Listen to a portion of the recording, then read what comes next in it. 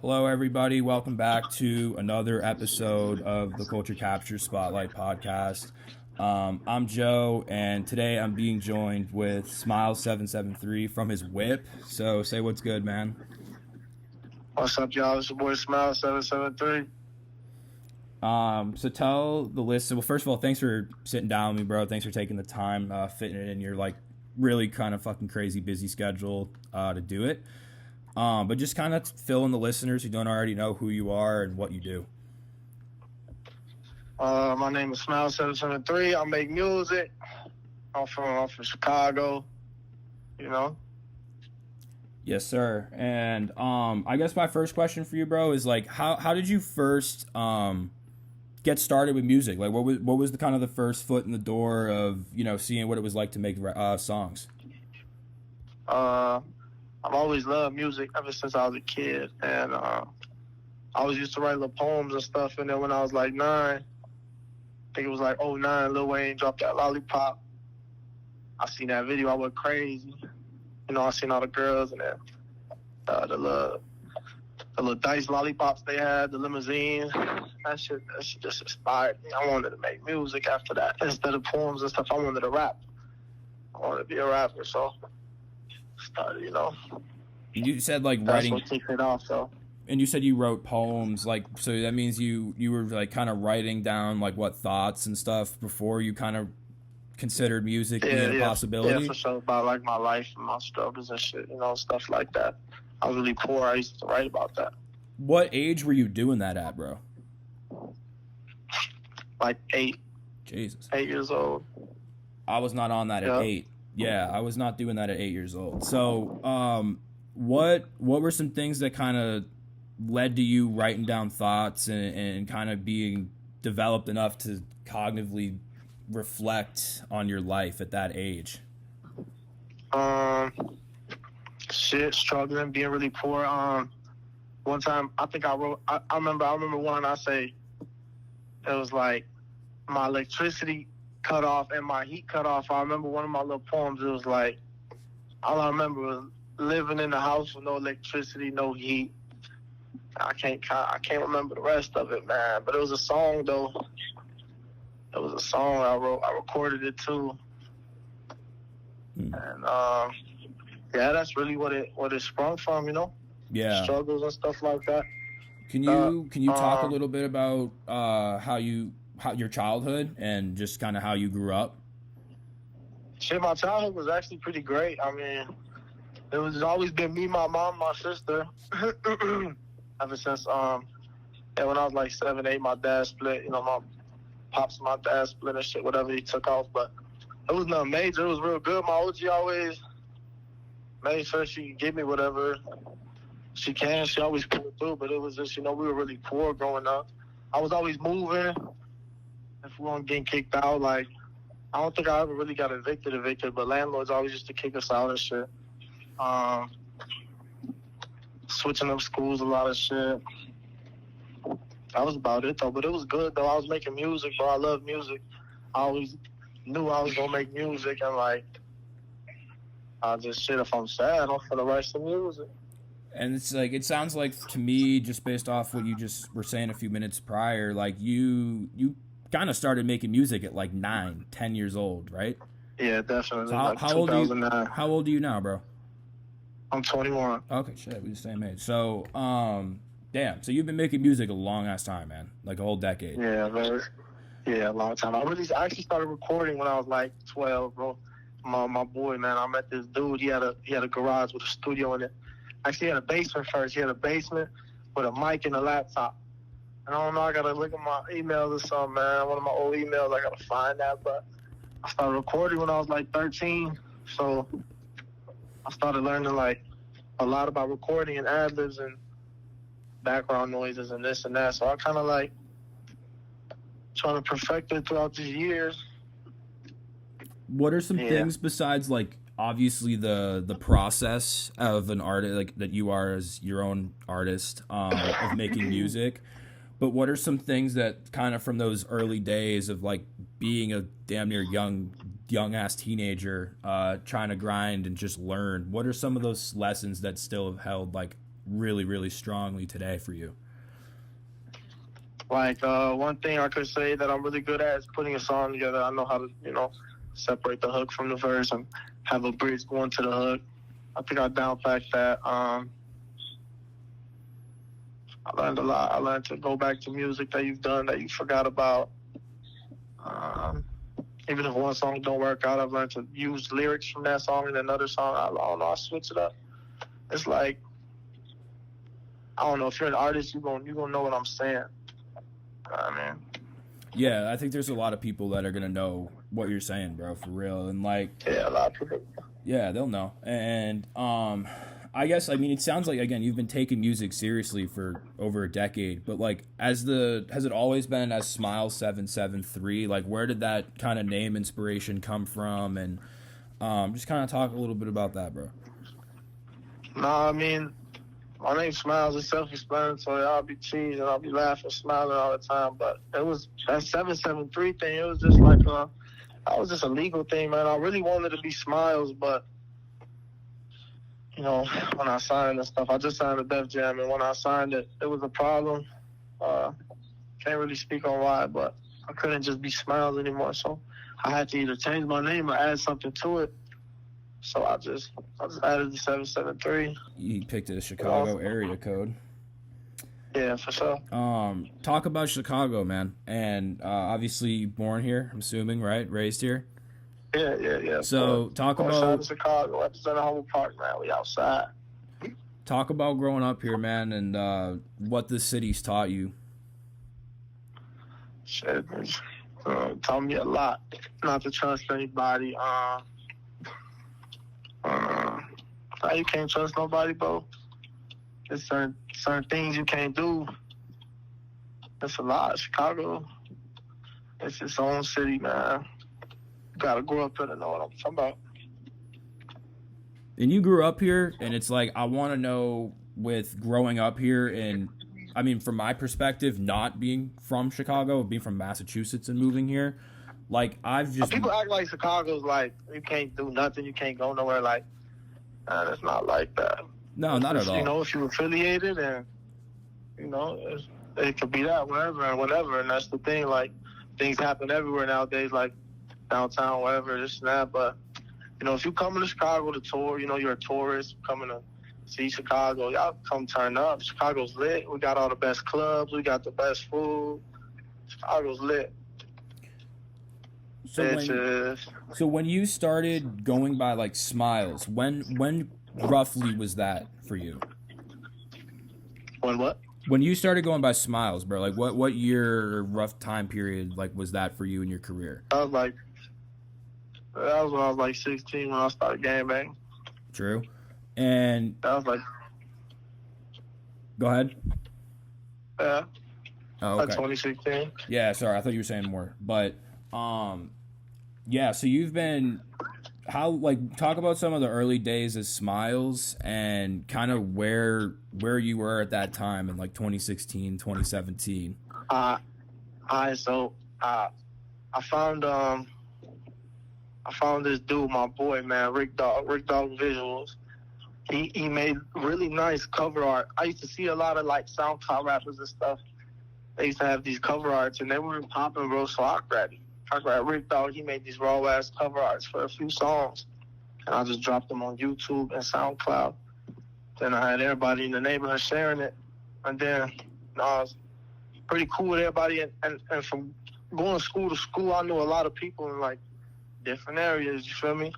So I got everybody bumping my music and sharing it now, And then like it was just like people started recognizing me, and like I'll be walking through the street and people will pull up on me and be like, give me props and stuff, tell me to keep going with the music and stuff.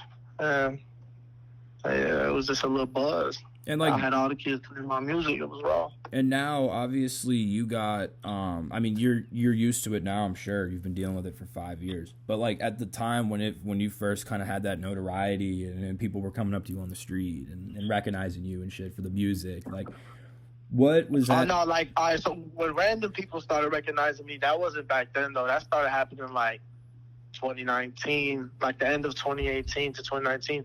Back then it would just be people that I knew or like that we know people through mutual people, stuff like that. Mm-hmm. But man, that when people started recognizing me at like restaurants and stuff like that's starting to all happen now even more. And that's crazy. That's like an amazing feeling. Yeah, I mean, how do you process that as a person, right? Like, I mean, it's like, you are a human being at the end of the day, and it's like, how do you like deal with those situations kind of time and time again? I kind of cut off. I didn't hear the last thing you said.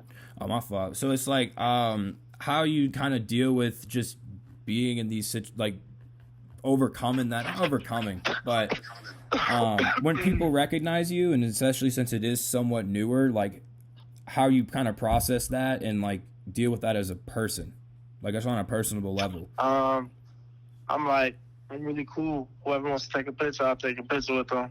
Sometimes it'll be like some younger kids and their mom will come up to me and ask me if I could take a picture with their children and stuff like that. And yeah, I'll take it. It's real cool. I don't get mad or nothing.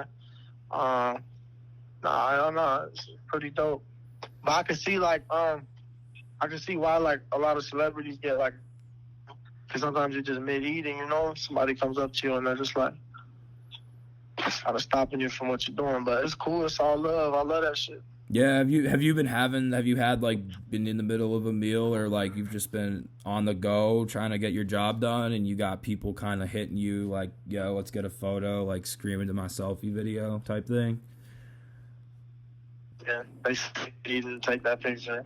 And then there was another time I was at the club and I seen a fan. I was walking to the bathroom and he stopped me. He was like, hey, your smile's right. Yeah, and I'm drinking, so I'm lit. I'll take a video with him. I'm, yo.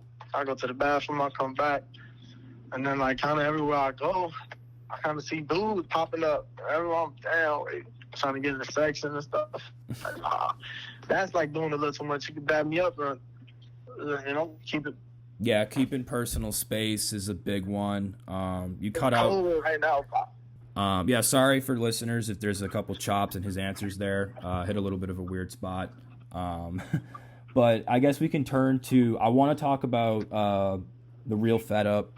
It's a single you just put out that kind of addresses a lot of the shit that you just kind of went through. You are one of the 3 current Chicago artists that is banned from performing in the city. Yes, and that shit's mostly out to why, so, we don't have to talk about why. But in terms of the single, can you talk about what you were putting up, to what you were really talking about on that song, and what you were feeling kind of making that song, considering like what it's about, and just go into detail for the listeners, bro. Yeah, it's just there's a lot of there's a lot of obstacles in this course of where I'm trying to get to, where I'm trying to be, but I've overcome them, and that's basically what I'm trying to say, man. I'm fed up, but how you want to go about it. I'm trying to get there. I'm gonna get there, man. It's been rough though. Being banned from performing is actually really sad. That actually, I was actually supposed to be on the Lyrical Lemonade Summer Smash, and then I was taken off. But yeah, man, I'm just fed up. There's a lot going on, and then my boy's on there, JR. He's JR 007, man. Shout out my boy JR. He's on there. He go crazy too, man. Man, we just fed up, man. That's it. Yeah, kind of understandably so. I mean, considering that's one of the bigger shows of the year, and there's a huge audience there. I mean, just in terms of like being banned in general and trying to like not be able to perform at all in the city, like how have you been able, and like obviously you got a team of people helping you day in day out with this kind of shit too, but how are you able to get around that roadblock? I honestly think, if you want me to be completely honest, I think I just gotta clean my image up a little bit. I think anyone gets banned. If anyone gets banned from performing, I think it's all because of safety reasons and whatnot, and the stuff the artists be going through outside of music, and that's just the type of stuff I gotta separate myself from if I wanna continue to go forward. Yeah. So, but I could definitely do some shows in like Joliet. I could go to the Fords. I could, go to Indiana or something. I'm gonna make it work. You'll get through it too, man. I don't know. Your music's dope. I mean, I gotta say, like when I was listening to your stuff and like getting ready for the interview, I was like, yo, this dude, different, but it's fire. It's definitely like meant respectable shit. And I think it's really crazy too. Like you've had a few songs really going nuts, like Heavy went crazy on SoundCloud and YouTube, and Fed Up Part 2, it's a different song. That shit was going crazy. And you got a few others records and shit. Something that was also really unique to me too. You don't have a project, an official project anywhere. I couldn't find an album. I couldn't find an EP, a mixtape, none of that shit. And I don't know. It's crazy to see that. I don't really think there's too many artists that just have a plethora of singles now before they get signed. Like we'll get into you signing with Def Jam a little later, but talk about that approach for me first, G. In terms of like, why was that intentional to never put out a project? Yeah, that's kind of on me. I definitely feel like I need to be ready for a project. I want to drop some more singles, some more videos, get a bigger audience, and then put something together and drop it. I already have so much music in the works, but all I do is make new music. So you should expect something very soon, at least a mixtape or something. Can you talk about some people you've worked with that we might not know about yet? I've worked with The Holiday. Got 2 songs with him. My boy JR from Church Mom. That's kind of about it. What was it like working with The Holiday? We ain't really link up, but we just sent the songs over. We know mutual people, and they put that together. He's cool though. I met him before. He's a talented artist. He's going crazy. I think. He just dropped some with Polo G. Yeah, he's going crazy. Shout out The Holiday too, man. Shout out my boy Jamie too, man, from Go House, man. Shout out Go House. He was The Holiday was just I think he was at New York Fashion Week. He performed for New York Fashion Week, which was pretty fire. He performed on the stage. It was like a week after Summer Smash type shit. They like went right from New York. Because we interviewed him for like after Summer Smash, backstage, and I know some of his people too. They're bro, that's cool. I that's a cool pairing. Like I never knew y'all had music. We actually do. We actually got two. We actually do have 2 really good songs, man. That's both some hits, I think. Exciting, bro. That's gonna be cool to hear. And again, I still kind of want to get back to the like never dropped any project, and like I don't know. Do you think, to kind of segue into getting signed by Def Jam, was that like a reason that you stood out to a lot of labels? Was like, this kid doesn't have any albums like out, or not kid, but this dude don't have any albums out. Like we could really like do something with that, or no? See, I never thought about it that way. Now that you say that, that is probably very true, right? Because a lot of people put out albums, and a lot of albums flop, right? I think that's probably what I was like, and I'm trying to avoid. I don't know. I feel like if you're an upcoming artist, I don't know. I never thought about it that way. I never thought a tape would be needed or an album would be needed. I'm gonna just keep on dropping these fire-ass videos and songs, and that was always my motive. That's what I was gonna do. But that mentality worked for you, clearly, right? I mean, like, you still got booked for Summer Smash. Like, they can't take that away, right? I mean, you're on the official cards and shit, right? And it's like you're getting these songs with Holiday, right? All this other stuff. So it's like it clearly worked, right? And I don't know. It's interesting just as like from an outside perspective to look at it and say, he does not have an album out. It's all singles from like the last 5-ish, 6 years, and like that's fucking cool. You know what I mean? It's a unique, organic growth. And now let's talk about Def Jam, bro, and like kind of take it from the top in terms of like first of all, how long were you looking to be signed? Like, what, was that the goal the whole time, or were you trying to be independent? And when did Def Jam kind of come knocking with the right offer? Um, they came around September 2020. I started talking to somebody from over there. Yeah, it was a lot of back and forth and a lot of like negotiations and stuff like that. But we locked it in, man. We locked it in. I'm signing Def Jam this up. So there should definitely be a project coming soon.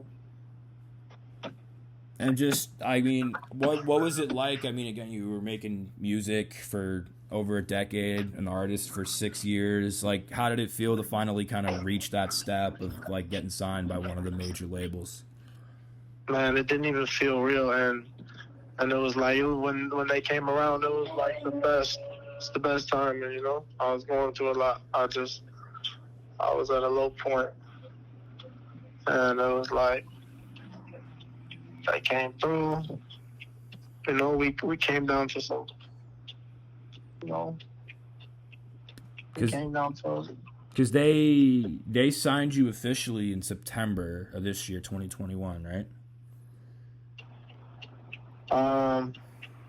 Yeah. Thereabouts. And just like all the shit we were talking about earlier happened in like August, July. So yeah, I could imagine just again on the personal level, like that shit probably really reinvigorated you and really helped you get more motivated too and shit. What are some things that you're just kind of, now that you're signed and you're a signed artist and have like just a label backing you, like how is that going to change your day-to-days like kind of operations as an artist? I mean, a lot, man. I got a support. I always had a support system, but now it's like it's even bigger, and I feel like a real artist now. It's pretty dope, man. I'm in the studio all the time. I'm always working. We got new music coming. They always keeping me busy. I feel like I'm just gonna go 110%. I feel like I already was, but I'm just, it's just gonna be a lot easier now, and I got, some support, and I know a lot of people I look up to are signed to Def Jam, so hopefully I can get some features with them, and just take off, man. That's what I want to do, and to go back to what you asked me earlier, I don't, it's just like whatever's best for me, I'm gonna do. If it's being independent and after this deal, staying independent or signing another deal with somebody, it's like it all just got to be worth it, So, hell yeah. So I don't know until it comes, Hell yeah, man.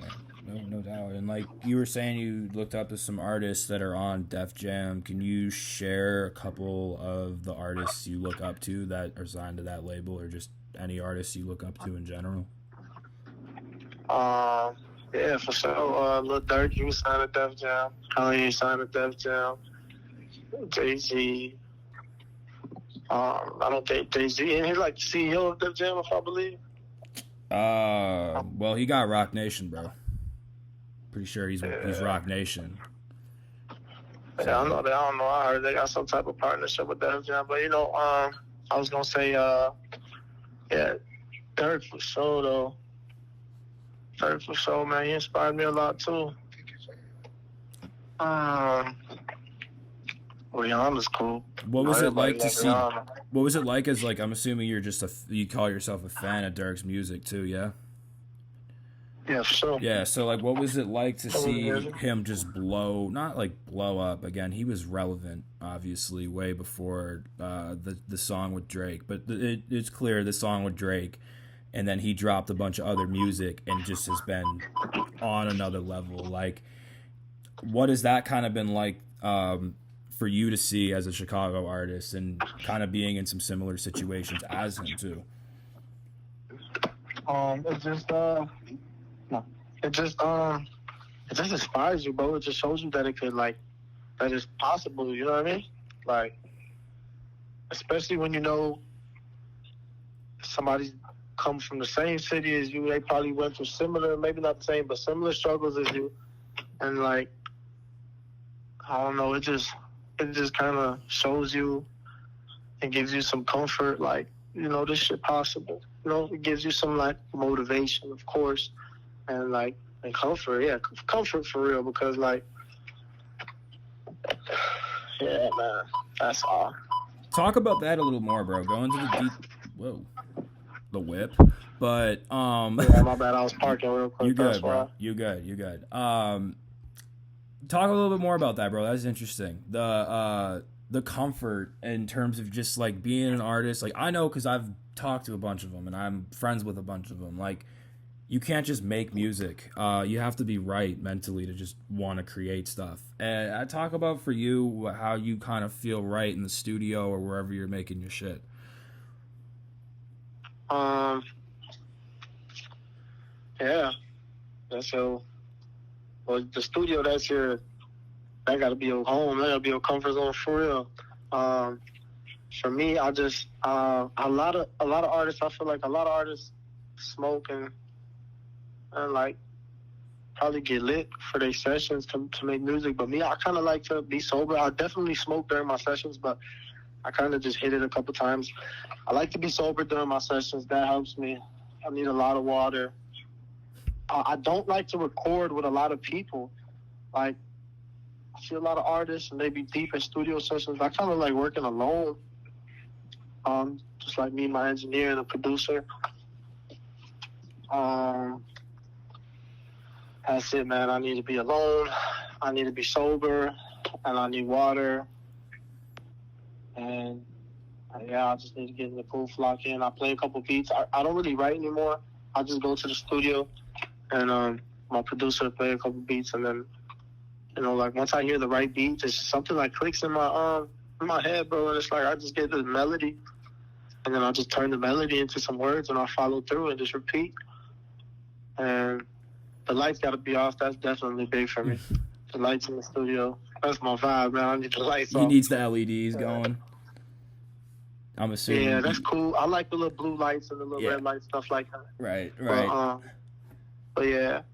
No, that's simplistic. I mean, listen, everybody's got a different process, right? I mean, some of the artists I'm referring to, it's like I'll see them in a session with 12 people, but sometimes when they're on their game, they're in there with 3, and it's like no camera in their face, and it's just them in the booth. Yeah, it's definitely like a time and place for everything. Like, if we're lit and we're shooting a video and we're making some music in the studio, and the guys are there, fuck it, I'm gonna let a couple people, record some stuff.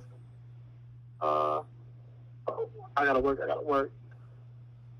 And what was it kind of like? When did you get to the point, it was probably really natural for you. It wasn't probably like you woke up one day and said, I'm going to stop fucking writing all my music. But when did you get to the point where you were like, yeah, all right, I'm good. Like, I'm just going to be able to, I'm good enough to walk in and hear the right beat and just lay down the melody and the hook and the verses. Man, I think that it kind of happened recently, man. I think that was like 6 months ago. 6 months to a year for sure. Because I always used to write. And it went from writing and having a full song ready, right? So that's like 2016, me like writing full songs and going to the studio and knocking them out. And then like 2018, maybe I started just coming up with a beat, writing like the first 4 bars maybe, and at least just starting it and then going to the studio and finishing it there. And then now it's like I'll just go there and just start it. I'd like to hear the beat on the spot. It's like, I don't know why. Somebody told me this before too. An artist told me before. I don't even remember who, but he was rapping. I remember he told me, like, I asked him the same thing, like, why don't you write your music? And it's like, or like even listen to beats at home. And sometimes it's like, I don't even got time to just sit here and go through my email and listen to all these beats that people are sending me. I just want to go to the studio with a raw-ass producer, and I want him to play them right there. And as soon as I hear the one I want, I get it right then and there.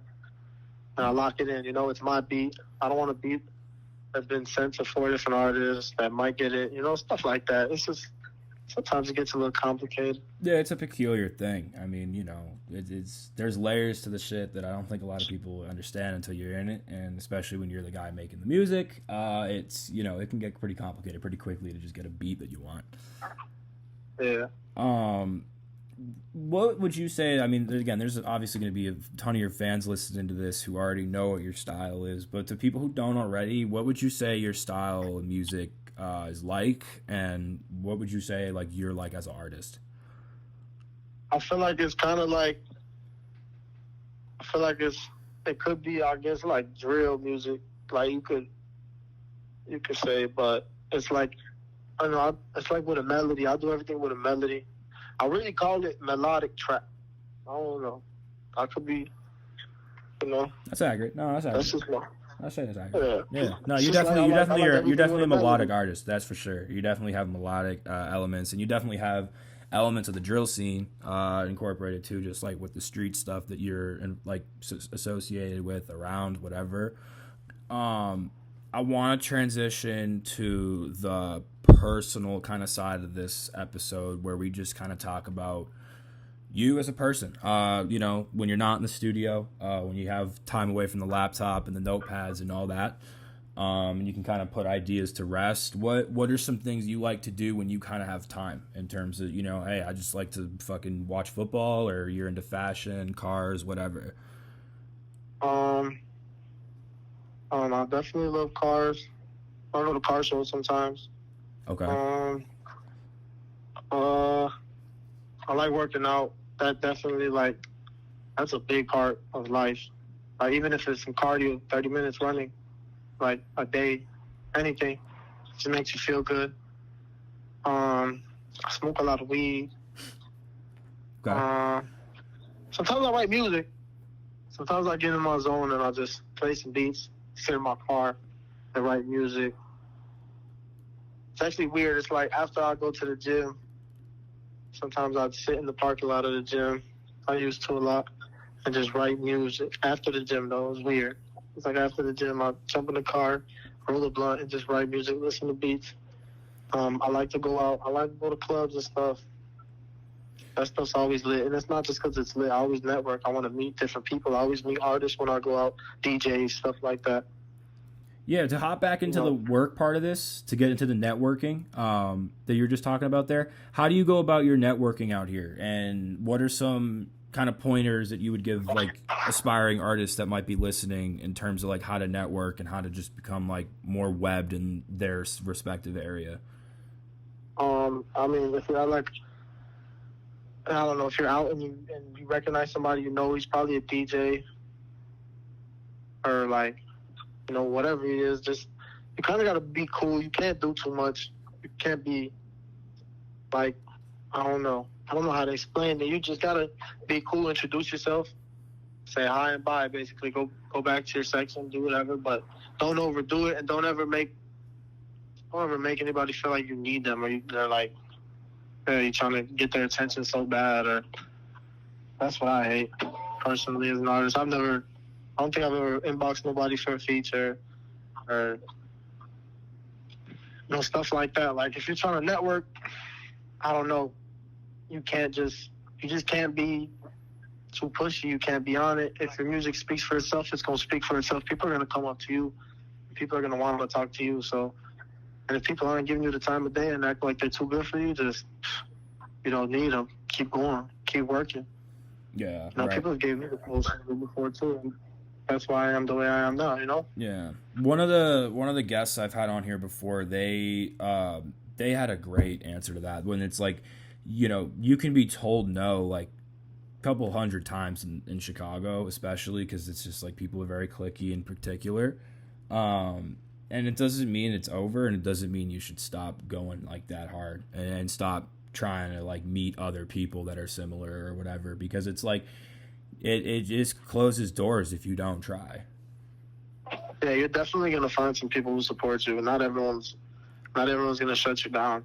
Some people think they're better than others, and that's not true. You just gotta, you know, brush it off, keep going. And it's not who you think either, too. I think that's another point where it's like, sometimes when you're networking, bro, it's not the people. It's like the random dude in the corner of the room who's got like a whack haircut, or the dude who's like next to the guy who's like the dude or whatever is like the real like shot caller or whatever. Like it's just like Yeah, he's the one that's running everything from behind the scenes. Right. And it's just like you just never know who's who, and it's always one of those things where it's like you just always kind of have to be like willing to like get out and put your face out. But back to the personal side of the stuff. You said you're into cars. Like, what are some dream cars you're trying to own if you don't already own them already? Man, I want a Trackhawk. Okay. I want a Trackhawk. That's about it. My boy, he got a 442 Cutlass, so he got me into old schools. I'm starting to learn about old schools and stuff. I like old school cars too. But yeah, I really want a Trackhawk. I don't even want, or a Urus. I don't want nothing too crazy. Nothing just like too crazy. Yeah, the Urus is so raw though. The Urus is that's such a nice car. Like, I'm not like a car head, but my God, bro, the Lamb truck is just that's a different step. I'm saying. That's a different step. Get the blacked out one with some like, I don't know, you can pick any color, you know what I mean, as the fenders and the brakes. Like, ooh, that shit just, it's clean. Like, it's such a good looking car. And it's like, it's not too big. It's nice too. Yeah, I like Teslas too. I rented a Tesla for a video and I fell in love with it. Yeah, the big one? Yeah, but it was, Model X. But it was just like, the whole gas thing is not cool, you know? Yeah, you didn't fuck with the electric car stuff? Nah. No, that wasn't cool. Having to pull up to this spot and then it's like, you gotta sit there and charge it. And it's like, oh, nah. Oh God, no! I mean, it's funny. I mean, what was it like charging the whip? I mean, I've never. You want me to be honest? Yeah. But when I pulled up, it's like everyone that's in the Tesla right here charging their Tesla, they're all like old people and like it's just a bunch of old white women and dudes too. So as I pull up, they're just all looking at me like, oh, look at this kid in this Tesla, and they're just like, what, like. They was just giving me dirty looks, like I was too young to be in a Tesla or something. Like they worked their whole life for that, but it wasn't even my Tesla. Yeah, that's funny. They were trying to see through the rental type shit. It's so goofy. Nah, I mean, that's the thing about the car culture. Yeah, bro, that's the thing about car culture. I feel like it's like they be asking questions, especially like if you're in the Tesla field where it's like you got a bunch of like stuck up heads who were like, stuck wearing loafers from 1994, you know what I mean? And I don't know, that's crazy shit. I mean, that's wild. The gym routine, what does that look like? I mean, what are you doing, when you clock in? Are you a weightlifter? I mean, you said cardio some days, so... Man, I don't really be lifting weights, and if I do, it's light. I don't do no heavy. I really do cardio a lot, and that's it. I'll jump on the treadmill, the stairs. The stairs be killing me. The stairs be killing me. The Stairmaster. They just keep coming. I'll be doing a lot of stuff. Oh, boy. Lightweight lifting, I should get into it, though. I used to box a lot. Yeah. I had a trainer. Yeah, he was really dope. He still is. He just went pro, but that's when it was real. Bro, boxing is no joke. I actually have a little experience with boxing, bro. That is like no fucking joke. I mean, in terms of a workout too, it's like one of the best things you can do for your body because you're not lifting, but you're using like 7 muscles at once, so you get ripped like quick. Yeah, and it's stuff that you think isn't hard, but when you're maxing out and you just keep doing it and you can't stop and you're switching workouts and that shit get rough. Do you be playing like pickup ball? So I'm playing what? Do you be playing like pickup basketball? Man, I can't really hoop, bro, so I don't be hooping because I'm trash. Damn. So, but I'll be playing I'll be playing the game, though. I'll be playing 2K. Okay, 2K22. bet. Okay, yeah, let's talk 2K, Yeah, I got bro. PS5. You got PS5? I do not have a PS5. Call me broke, sure, but I don't have it. I just don't really play video games like that. I only play I'm sure. 2K. I didn't get my PS. My manager bought me that for Christmas. He snapped. That's a crazy gift. But, like, I just don't... Like, bro, I don't play games like that. I fuck with 2K, though. I'm a huge basketball head. So, yeah, 2K lit, too. Are you following, like, the NBA and shit? I don't be having time. But when I got the time, I get on 2K. True. Well, do you just play, like, you just play now, or you got, like, a My Team? Like, what do you play on 2K? No, I go in the neighborhood, and then like my career really, I'll be doing all the games so I can max out, Bad, and the then I'll go online to the shit. park. That's fine. Yeah, I play Call of Duty and stuff too. I don't know. Our games are cool, but like I don't know. They make you tired, man. Bro, they're boring. I got so bored. Like, I remember when Warzone was like up as hell last year during the pandemic. Yeah, that was lit because it was the pandemic. Everyone was in the crib. That was lit for like 2 weeks. Right, bro, exactly. Like I was so sweaty to me, bro, and I'm like, I can't do this. And I really fucked with MW3 and Black Ops 2. Like those, like when I was younger, I was playing those, man, like insane. But You ever played Left 4 Dead? yeah. Like I played a bunch growing up, but like now, like you said, I mean, A, the time thing, I don't really have it, and then B, like I only really play 2K. I'm decent, but I've been burnt out because I've been playing a lot of it with my friends. So like I'm at the point where I'm like, shit, I might have to take a breather, take a couple weeks off, and come back refocused. But like I love 2K, man. That I don't know. Like, do you follow the Bulls? Lit, man. Do you follow the Bulls? Do I play with them? No. Do you follow the NBA at all or the Bulls? Nah, not really. Okay. I was just wondering. Like, you don't really keep up with like pro sports like that? Nah, I don't. I never did. That's fair. I mean, hey, some people like, are different. I'll be bandwagoning, all the playoffs. I'll go to a game or something. Yeah, hell yeah. Give me, go to a sports bar and get lit. Yeah, bro, right. That's a time and a half. See, I would, but like I tried to download DraftKings one time and like FanDuel and stuff like that. I wanted to get into it, but for some reason I couldn't sign up, and I was like, "Fuck it, it's a sign."